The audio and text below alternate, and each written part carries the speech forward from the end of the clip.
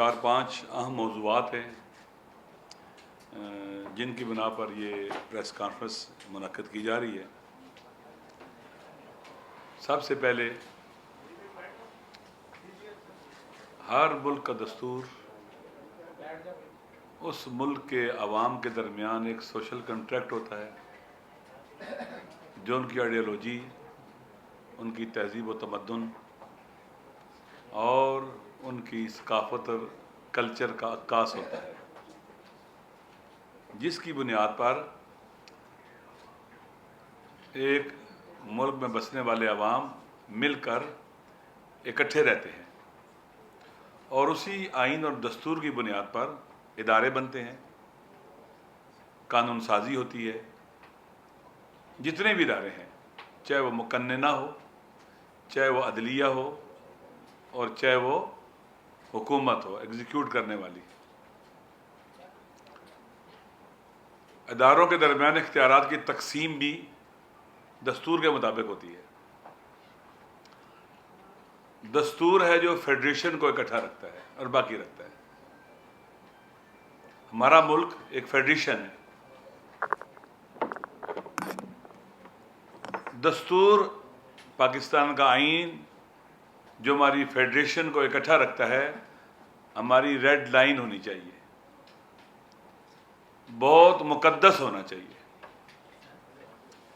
آئین کے خلاف، دستور کے خلاف کوئی بات نہیں ہونی چاہیے۔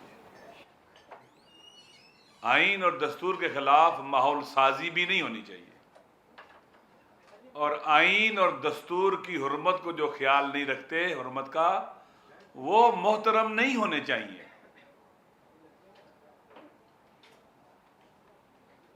پاکستان گزشتہ 1.5 سال کے قریب سے اس وقت تقریباً سرزمین بے آئین بنتا چلا جا رہا ہے اور بن گیا ہوا ہے۔ آئین بے حرمت ہو چکا ہے، اپنی قدر و قیمت کھو چکا ہے، یعنی فیڈریشن پر حملہ ہوا ہے۔ پاکستان ایک فیڈریشن ہے، فیڈریشن پر حملہ ہوا ہے آئین کو بے وقت کر کے۔ کوئی حیثیت ہی نہیں ہے،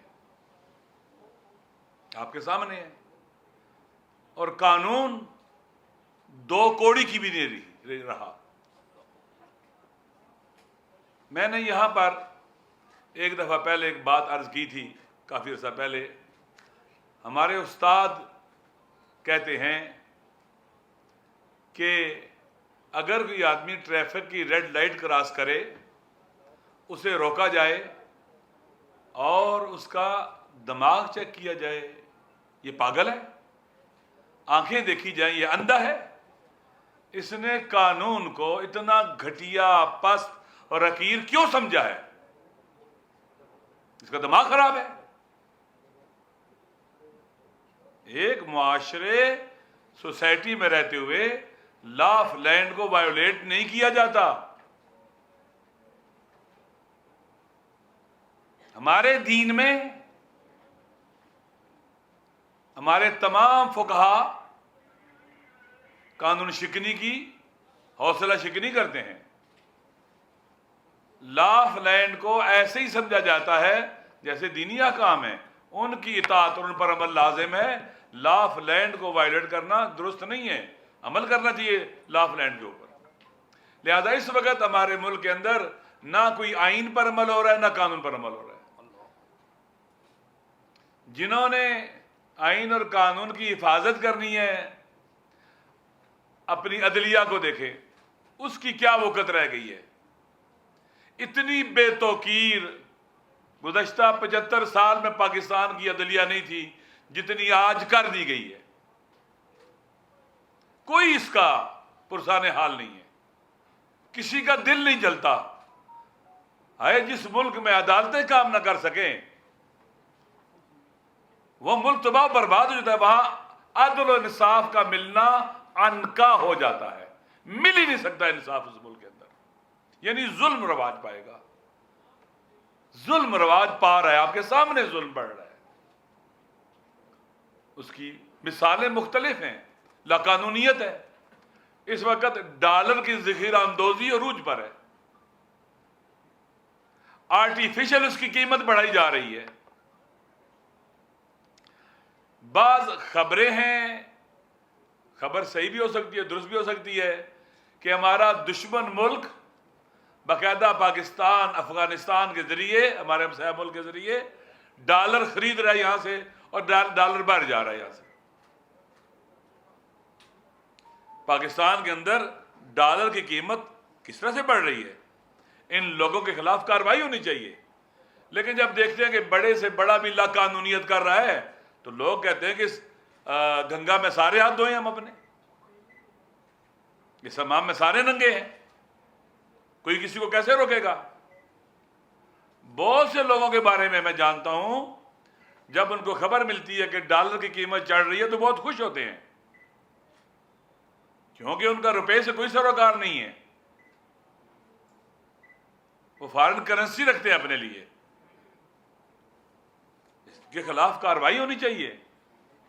ہماری جو نگران حکومت ہے، اگر اسے توفیق حاصل ہو، یہ بہت بڑا حملہ ہے پاکستان کے اوپر کہ ڈالر کی ذخیرہ اندوزی یا ڈالر کو ملک سے باہر لے جانا،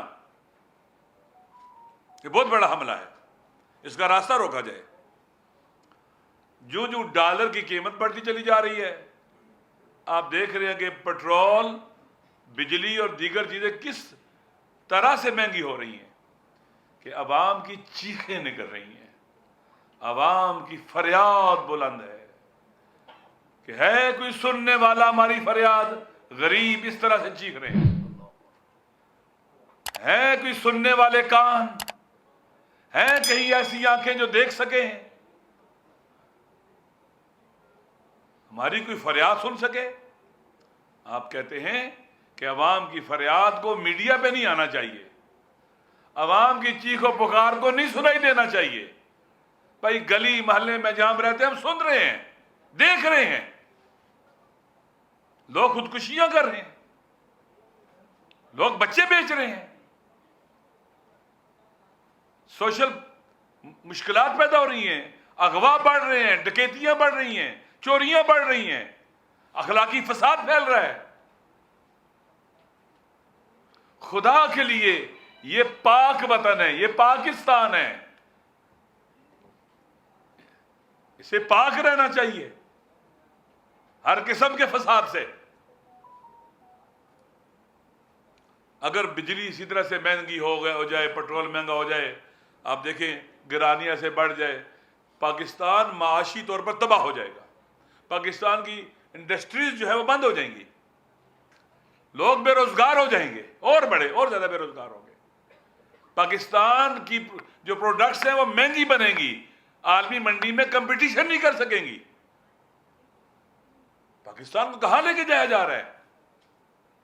کوئی ہے اس کی فکر کرنے والا؟ آسروں پر، سہاروں پر کہ ایک غیبی مدد آئے گی، وہ ہمیں بچا لے گی۔ ہم چھوٹے تھے تو سنتے تھے کہ ایک چھٹا بحری بیڑا امریکہ سے چلا ہے، وہ ہمارے مشرقی پاکستان کو بچا لے گا۔ یہ امیدیں اس دنیا کے اندر، آپ جانتے ہیں کہ کوئی چائے کا کپ فری نہیں دیتا کسی کو، لوگوں کے اپنے مفادات اور مقاصد ہیں، امریکہ کے اپنے منافع، اپنے انٹرسٹ ہیں، جہاں کسی کنٹری کے ساتھ کنٹراڈکٹ کریں وہ انہیں اولویت دیتے ہیں، دوسروں کی پرواہ نہیں کرتے، پاؤں کی ٹھوکر تلے رکھتے ہیں۔ تو پاکستان اکنامکلی ڈوب رہا ہے، پاکستان کی اقتصادی کشتی غرق ہو رہی ہے، کہیں سے پریشانی نظر آتی ہے حکمرانوں میں؟ سب کی ذمہ داری ہے، ہر وہ شخص جو پاکستان کو بچا سکتا ہے، ان سب کی ذمہ داری ہے، اٹھیں اور اس مشکل کا راستہ روکیں، غریب عوام کو ریلیف دینے کے لیے بڑا قدم اٹھائیں۔ یہ اس نگران حکومت کی سب حکومتوں کی ذمہ داری ہے، سب حکومتوں کی ذمہ داری ہے کہ عوام کو ریلیف دیں۔ ایک سوال ہے میرا، یہ کیسا ملک ہے جس پر حکومت کرنے والے لوگ بہت مالدار ہو گئے اور یہ ملک غریب ہو گیا اور فقیر ہو گیا؟ اس کی سڑکیں گروی، ایئرپورٹ گروی، پورٹس گروی، سب کچھ گروی رکھا جا رہا ہے، نہ محرموں کو دیا جا رہا ہے، اپنے اسٹریٹجک ایسٹس دیے جا رہے ہیں نہ محرموں کو، ایئرپورٹس سنا، ٹرینیں بھی دی جا رہی ہیں، ہر چیز دی جا رہی ہے۔ یہ دیوالیہ کس نے کیا ملک کا؟ غریب عوام نے، سوسائٹی کے غریب عوام نے، پاکستان کے عوام کی اکثریت نے یہ کیا ہے کہ جنہوں نے لوٹا ہے۔ لوٹنے والوں کو یہاں کوئی نہیں پوچھتا، ہمیشہ باعزت طور پر بری ہوتے ہیں، اور اتنے بے شرم دندناتے پھرتے ہیں، انہیں کوئی پرواہ نہیں ہوتی۔ یہ ایک اہم مسئلہ ہے پاکستان کے عوام کا، اور پاکستان کے عوام کی آواز کو کوئی نہیں دبا سکتا۔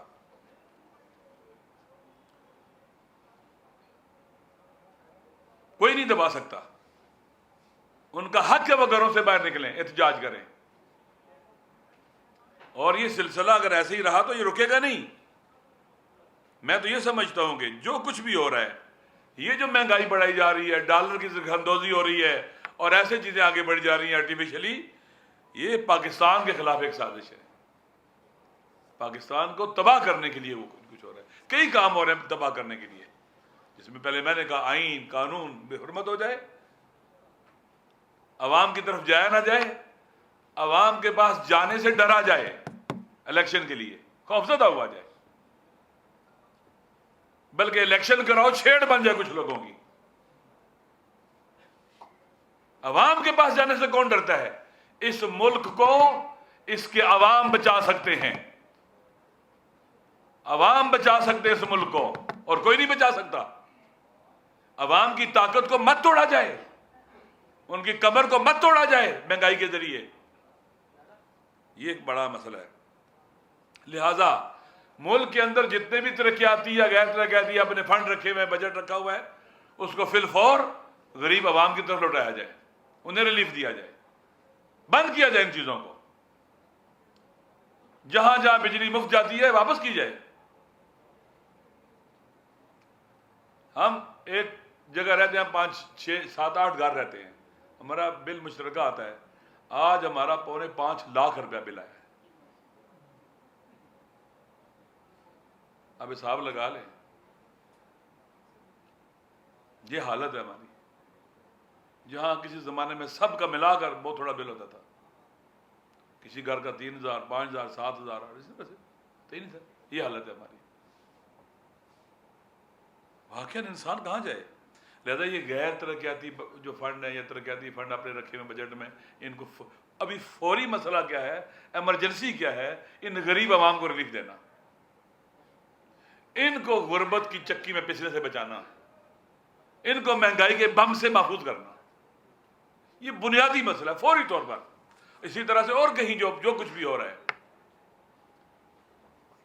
یہ بہت اہم مسئلہ ہے۔ یہ پاکستان ہمسایہ ملک ایران سے انتہائی ارزاں قیمت پر باقیوں کی نسبت پیٹرول اور ڈیزل لے سکتا ہے، لیکن امریکہ بہادر ناراض نوجہ نہیں لے رہا، افغانستان لے رہا ہے، اور ممالک بھی لے رہے ہیں، لیکن پاکستان نہیں لے رہا، سمگل ہو کے آ رہا ہے۔ تقریباً سالانہ 2 ارب سے زیادہ، 2 ارب ڈالر سے زیادہ یا اس کے قریب وہاں سے ڈیزل پیٹرول سمگل ہو کے یہاں آ رہا ہے، لیکن ٹیکس تو نہیں مل رہا حکومت کو۔ اگر وہاں سے خریدا جائے، لیا جائے پاکستان کے لیے، پاکستان کے عوام کے لیے، امریکہ ناراض، امریکہ کی ناراضی آپ کو برداشت نہیں ہے، عوام بے شک مر جائیں، عوام عام نہیں ہے ہمارے لیے پاکستان کے، تو پاکستان کے عوام بھی امریکہ کو جوتے کی نوک پر رکھتے ہیں، امریکہ ناراض نہ ہو جائے۔ افغانستان کیسے لے رہا ہے تیل، وہاں سے ڈیزل پیٹرول لے رہا ہے وہاں سے، اور ملک کیسے لے رہے ہیں؟ وہاں سے گیس کی پائپ لائن بچھی ہوئی ہے، اس کو یہ حکومت ختم کر رہی ہے، خبروں میں آیا ہے۔ اتنی سستی گیس، بجلی سستی مل سکتی ہے وہاں سے، عراق کو دے رہے ہیں، افغانستان کو دے رہے ہیں، اور ملکوں کو دے رہے ہیں، وہ ہمسایہ ملک سے سستی۔ اس وقت بھی پاکستانی میرے خیال میں 10-12 روپے کا لیٹر ہے وہاں پر ڈیزل پیٹرول، یا 15 روپے کا ہوگا، اس سے زیادہ نہیں ہے۔ آپ کے ہمسایہ ملک ہے، وہاں لو ان سے، وہ آپ کی ایک بڑی ضرورت پوری کر سکتے ہیں، گیس آپ کو سستی دے سکتے ہیں، اور پاکستان کی انڈسٹری کو بھی ریلیف مل سکتا ہے، عوام کو بھی ریلیف مل سکتا ہے، مہنگائی سے جان بھی چھڑوائی جا سکتی ہے، لیکن یہ نہیں کہہ رہے کہ امریکہ ناراض نہ ہو جائے، امریکہ ناراض نہ ہو جائے افغانستان سے تعلقات خراب کرنے ہیں، امریکہ ناراض نہ ہو جائے اپنے ہمسایوں سے تعلقات اچھے نہیں رکھنے خراب کرنے ہیں۔ بھئی امریکہ کو کیا تعلق ہے ہمارے ملک سے؟ یہ بہت خطرناک سوچ ہے، اور واقعاً مرعوب لوگوں کی سوچ ہے، یہ پاکستانی عوام کی سوچ نہیں ہے۔ ہر کسی کو اپنا ملک پہلے ہوتا ہے، اپنے قومی مفادات پہلے ہوتے ہیں۔ کیسے ترکی ان سے گیس لے رہا ہے، کیسے عراق لے رہا ہے، کیسے انڈیا تیل لے رہا ہے ان سے، وہ بھی تو اسی دنیا کے ملک ہیں، لیکن آپ نے اپنے ملک کو ایسا بنایا ہوا ہے جیسے ہم امریکہ کی کوئی اسٹیٹ ہے، ہم امریکہ کی کوئی، یہ درست نہیں ہے۔ عوام کو فوری ریلیف کے لیے کوشش کی جائے، نہیں تو ہم عوام کے ساتھ ہیں، ہمارا جینا مرنا عوام کے ساتھ ہے، ہم عوام کے ساتھ جیئیں گے بھی مریں گے بھی، لیکن یہ چیزیں ناقابل برداشت ہیں۔ لوگ بچوں کا علاج نہیں کرا سکتے، دوا نہیں خرید سکتے۔ میرے پاس ایسے میسج ہے، یقین کریں، میسج ہیں کہ تھوڑے سے پیسے مانگے گئے اور ہاتھ باندھا، نیچے ہاتھ باندھا ہوا، کتنے لوگوں کے میسج ہیں، دوائی نہیں ہے ہمارے پاس، مہنگائی ہو گئی ہے، یہ ایک بہت عام مسئلہ ہے ہمارے لیے۔ اسی طرح سے جو عام مسائل ہیں ان میں سے ایک مسئلہ آپ جانتے ہیں کہ بل کا مسئلہ ہے۔ یہ تحفظ ناموس اہل بیت، تحفظ ناموس صحابہ اور امہات المومنین کا بل، ابھی جڑا والا میں آپ نے دیکھا کہ وہ ذاتی دشمنی کا شاخسانہ تھا، ابھی خبروں میں آ گیا ہے، اور اتنی بڑی تباہی مچ گئی۔ لوگ ایسے ہیں، آپ نے نہ اہل بیت کو ڈیفائن کیا، نہ صحابہ کو ڈیفائن کیا، نہ توہین کو ڈیفائن کیا کہ کیا توہین میں انٹینٹ ہونا چاہیے، میلافائڈ ہونی چاہیے، ملیشیس ہونی چاہیے، کیا توہین کی ڈیفینیشن نہیں کی آپ نے۔ پھر آپ نے اس کے اندر ہر ایک آدمی کو اجازت دے دی وہ FIR کٹوا سکتا ہے، ہر بندہ، پھر پنشمنٹ کیپٹل کر دی ہے اور ناقابل ضمانت بھی کر دی ہے۔ آپ مجھے بتائیں پاکستان جیسے ملک میں ابھی آپ نے دیکھا، ابھی GB کے حالات آپ کے سامنے ہیں، یہ اس بل کا شاخسانہ ہے، ایک حساس علاقہ جو بہت اہمیت کا حامل ہے، وہاں کی صورتحال آپ کے سامنے ہے۔ دیکھیں، میں نے پہلے کہا یہ مہنگائی بھی پاکستان پر وار ہے، اور یہ بل بھی پاکستان پر حملہ تھا، پاکستان کی سالمیت پر حملہ تھا، ایک یزیدی اور تکفیری ٹولے کی یہ سازش تھی، یہ ان کی پینیٹریشن ہے، نفوذ ہے، جس کے نتیجے میں آپ مجھے بتائیں بھئی یہ ایک مقدس بل تھا نا، بظاہر نام تو یہی ہے نا، تو اس کے لیے 10-11 لوگ پاس کرنے چاہیے، پاس کرنے کے لیے پارلیمنٹ کے اندر پوری پارلیمنٹ کو پاس کرنا چاہیے تھا نا، اور وہ مولانا چترالی صاحب نے کہا کہ میں تو انڈر کور یہ میں نے کیا ہے، چوری چھپے کیا ہے تاکہ بس نکل جائے۔ بھائی یہ کیا ایمرجنسی تھی آپ کو؟ کون آپ کے پیچھے لگا ہوا تھا؟ کون پاکستان کا دشمن؟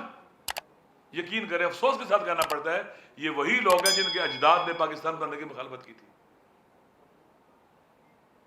پھر سینٹ کے اندر جو آپ نے دیکھ لیا کیا کیا انہوں نے، برا۔ سینٹ کے اندر جو کہتے ہیں جی کہ ایلڈر کا ہے، وہاں جناب والا بہت ہی بڑے، یعنی ایوان بالا، یہ ایوان زیرین تھا، وہ ایوان بالا، حماقت میں بالا، وہ ایوان۔ ایسے بل پاس کیے جاتے ہیں، بلڈوز کیے جاتے ہیں، کسی کے اندر بھی شعور نہیں ہے، عقل نہیں ہے کہ ایک ایسا کام آپ کرنے جا رہے ہیں کہ گلی گلی کوچے کوچے لڑائی ہوگی، یہ اس پر FIR کٹوائے گا اس نے اہل بیت کی توہین کی ہے، وہ اس پر FIR کٹوائے گا، اور ایک دوسرے کے جناب ذاتی دشمنیاں ادھر گلی گلی کوچے کوچے۔ اور آپ نے یہ بھی نہیں کہا کہ اگر کسی نے جھوٹی FIR کٹوائی اس کو کیا سزا ملے گی۔ اس پر FIR کٹ گئی، یہ گرفتار ہو گیا، جیل چلا گیا، اب ضمانت نہیں ہوگی، اور کہاں پھر کدھر جائے گا یہ؟ پاکستان کی کورٹوں کا آپ کو پتہ ہے کیا حالت ہے۔ لہذا ان تمام شیعہ سنی علماء، شخصیات، طبقات، میڈیا کے لوگ جنہوں نے اس خطرے کو بھانپا اور اپنی رائے دی، جس کے نتیجے میں اخباروں میں یہ خبر آئی ہے کہ یہ بل صدر صاحب نے واپس کر دیا ہے کچھ ریزرویشنز کے ساتھ. یہ شکر خدا بجا لانے کا مقام ہے کہ تکفیری ٹولہ ہار گیا ہے اور پاکستان کے اندر عقلاء، معتدل لوگ وہ کامیاب ہوئے ہیں. پاکستان جیت گیا ہے. جو پاکستان کے پیکر پر کاری وار لگایا جا رہا تھا وہ جیت گیا، بچ گیا پاکستان اس سے. یہ ایک وار ناکام ہوا ہے. اس میں تمام شیعہ سنی علماء، شخصیات جو عقل مند اور باشعور ہیں جنہوں نے اس کی مخالفت کی، اور تمام شخصیات وہ داد کے مستحق ہیں، تحسین کے لائق ہیں. ان کو سلام کرتے ہیں ہم لوگ. مجھے امید ہے کہ جو بھی اخباری خبروں میں آیا ہے یہ سچ اور صحیح ہے. لہذا ہم اس میں سب کا شکریہ ادا کرتے ہیں، تمام ریاستی اداروں کا جنہوں نے سپورٹ کیا اور اس بل کا راستہ روکا. جتنے بھی ہیں، جو بھی ہے، جہاں جہاں بھی ہے، ہم ان کا شکریہ ادا کرتے ہیں. یہ پہلے میں نے کہا کہ انتہا پسندی کی ہار ہے، تکفیریت کی ہار ہے، قتل و غارت گری کی ہار ہے، پاکستان سے دشمنی کی ہار ہے. جیت کس کی ہے؟ اعتدال کی، وحدت کی، یونٹی کی، بھائی چارے کی جیت ہے، محبت کی جیت ہے، پاکستان کی ریاست کی جیت ہے. اور انشاءاللہ مجھے امید ہے کہ اس سے پاکستان کے اندر بہتری آئے گی. انہوں نے تو وہ سوچا تھا کہ پاکستان کے اوپر کئی فالٹ لائن کو فعال کیا جائے اور پاکستان کو تباہ و برباد کیا جائے. لوگ دس پہ گریباں ہوں، لڑتے رہے آپس میں، اور ہم اس گاؤں کے چودھری کی طرح ہو جائیں کہ لوگوں کو آپس سے پہلے لڑائیں، پھر جناب والا ان کو بلا کے صلح کرائیں، تھانے والوں سے ان کو لتر لگوائیں، پھر تھانے سے کہہ کے چھڑوائیں ان کو، اس طرح سے. لہذا الحمدللہ یہ بہت ہی ہمارے لیے جو اخباروں میں خبریں آئی ہیں اور جو بعض موثق افراد کے ذریعے پتہ چلی ہیں، میڈیا کے موثق افراد کے ذریعے پتہ چلی ہیں، یہ خوش آئند خبر ہے. اور ہمارے لیے واقعاً پاکستان کے لیے، میں نے پہلے بھی کہا، اگر صرف یہ بل ہوتا نا تحفظ ناموس اہل بیت، ہم مخالفت کرتے. اس طرح سے ہوتا. کیوں؟ اہل بیت کے نام پر دشمنیاں بٹائی جاتی، اور اہل بیت دنیا سے ظلم مٹانے آئے تھے، ظلم کرنے کے لیے نہیں آئے تھے، عدل کے لیے آئے تھے. وہ کبھی برداشت نہیں کریں گے ان کے نام پر ظلم ہو کسی کے ساتھ. ایک نمبر دو، ایک بات آج سنیں، قانون جو بنتا ہے اس کی ایک روح ہوتی ہے. آپ نے پڑھا ہے کہ قانون کے اندر شک کا فائدہ کس کو دیا جاتا ہے؟ ملزم کو. اس کو ہماری فقہ کی کتابوں میں کہا جاتا ہے بالشبہات تدرع الحدود. جو حد ہوتی ہے، سزا ہوتی ہے، جہاں شبہ ہو جائے، شک ہو جائے، وہ وہاں پر حد جاری نہیں ہوتی. یعنی قانون سازی میں یہ ہوتا ہے کہ کسی مجرم کو، کسی بے گناہ کو سزا نہ ملے، کوئی بے گناہ نہ رگڑا جائے. یہ روح قانون ہوتی ہے. لہذا آپ چیزوں کو ایزی لیتے ہیں. ایک قانون سازی یہ تھے کہ کوئی بچ کے نہ جائے ملزم، چاہے بے گناہ رگڑے جائیں، چاہے بے گناہ کے گلے کاٹے جائیں، پھانسی لگ جائیں، بچ کے نہیں جانا چاہیے. یہ بل جو لگایا گیا تھا اس طرح سے، جو قانون بنایا گیا، یہ دوسری قسم کا ہے کہ کوئی بچ کے نہ جائے. ایک بندہ مجرم ہے تو اگر 1,00,000 بندوں کو بھی سزا دینی چاہیے دو، تاکہ کوئی بچ کے نہ جائے. یہ قانون کی روح کے خلاف ہے، اسلامی فقہ کی روح کے خلاف ہے. جو دین اسلام میں فقہ ہے مسلمانوں کی، اس کے خلاف ہے، شریعت کے خلاف ہے. وہاں شک کا فائدہ کس کو ملتا ہے؟ ملزم کو ملتا ہے. بالحدود بالشبہات تدرع الحدود. آپ نے جو حدیں جاری کر دیں، کتنی سخت حد ہے. بس کسی نے خدا نہ خواستہ کسی خاتون کے ساتھ ناجائز تعلقات قائم کیے اور اس نے غلط کام کیا، تو کیسے کہ ثابت ہوتا ہے؟ 4 گواہ چاہیے، اور جو 4 گواہوں کی شرائط ہیں وہ بہت سخت ہیں. وہ ہر کوئی کسی پر الزام لگا کہ اس نے ایسے کیا ہے اور اس کو سزا دو. ایسا نہیں ہے. خالق کائنات خدا کو, ہمارے نبی کو, قرآن و سنت کو عوام کے اندر انریسٹ نہیں چاہیے, ہراسمنٹ نہیں چاہیے. معاشرہ ہراس ہوتا رہے, نامنی میں اور خوف میں زندگی گزارے معاشرہ, یہ نہیں چاہیے ان کو.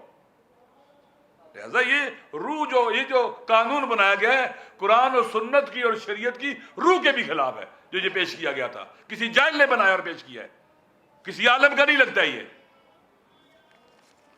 اسی طرح سے آج جو آخری بات ہے وہ یہ ہے کہ اربعین سید الشہداء چیلم آ رہا ہے, نواسۂ رسول کا چیلم ہے. جن حالات میں چیلم آ رہا ہے, ہمارا ملک مشکلات کا شکار ہے, مختلف مصیبتوں کا شکار ہے. اس چیلم پر ہم سارے گھروں سے نکلیں گے نواسۂ رسول کا چیلم منانے, چاہے وہ شیعہ, چاہے سنی, چاہے مسلم, چاہے غیر مسلم. اور جب لوگ گھروں سے نکلتے ہیں جو دنیا میں میسج جاتا ہے کہ پاکستان کے اندر لوگ عوام موجود ہے, انٹیکٹ ہیں اور لا تعلق نہیں ہے, کٹھے ہیں عوام, یونائٹ ہے عوام. اس لیے ضروری ہے کہ یہ جو چیلم کے ایام آ رہے ہیں انشاءاللہ آپ جانتے ہیں کہ یہ اربعین سید الشہداء جو امام حسین علیہ السلام کا چیلم ہے ہمارے لیے عشق حسین کا دن ہے, عشق رسول خدا کا دن ہے, عشق اہل بیت کا دن ہے, اور سب شیعہ سنیوں کا ہے. ایک یونٹی اور وحدت کا دن ہے, ایک محبت اور بھائی چارے کا دن ہے, دوستی کا دن ہے. اس اعلان کا دن ہے کہ یزیدیت کی قسمت میں ہمیشہ ہار ہے اور جیت کا راستہ حسینیت کا راستہ ہے. اس دن نکلنا امام حسین کی شہادت عادل کے لیے تھی, یہ نہیں ہم عدل کے لیے جیئیں گے اور مریں گے.